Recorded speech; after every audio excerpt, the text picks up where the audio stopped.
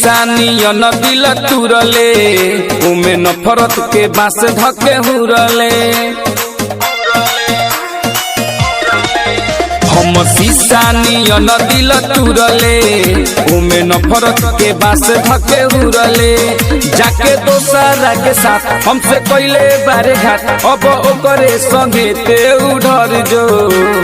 भाग भोसरी जाके मर जो नहर में भाग भोसरी जाके मर जो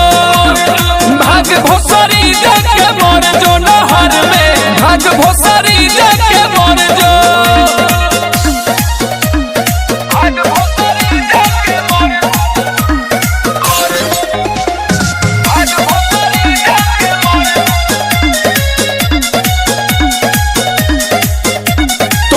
बिना जिलेम फाटल दिलवा सिलेम ए दुनिया में मालिक के कमी न बा रोहतानी जागल भइल बानी पागल गम छोड़ला के तोरा अब तनी न बा तोरा बिना दिलेम फाटल दिलवा सिलेम ए दुनिया में मालिक के कमी न बा रोहतानी जागल भइल बानी पागल कम छोड़ला के तोरा अब तनी न बा हम रो रो के कहता दिलवा धोखा देले बारे ते सिलवा रोज पीही सिगरेट हम हो के पगलेट सुनबे ओ फारे दिल से निकल जो भाग भोसरी जाके मर जो नहर में भाग भोसरी जाके मर जो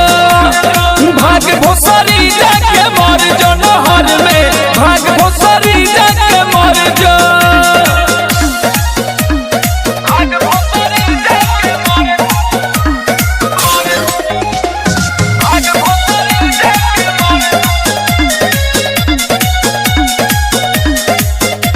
सारा गम भुला देम आजी के देखा देम चाहे दिल सीना से निकाले पड़ी खाइल तोर कसम रे रहे उ भरम रे करम नाही माफ तोरा पाप पड़ी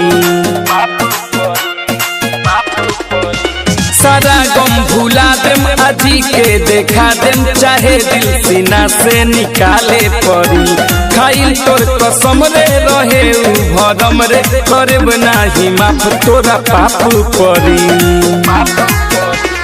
प्यार भइल बाटे जहर दिल में उठता रह रह के लहर अजय बारे खुशहाल सुनर बिया उनकर माल रोज कहे पंकजवा सुधर जो भाग भोसरी जाके मर जो नहर में भाग भोसरी जाके मर जो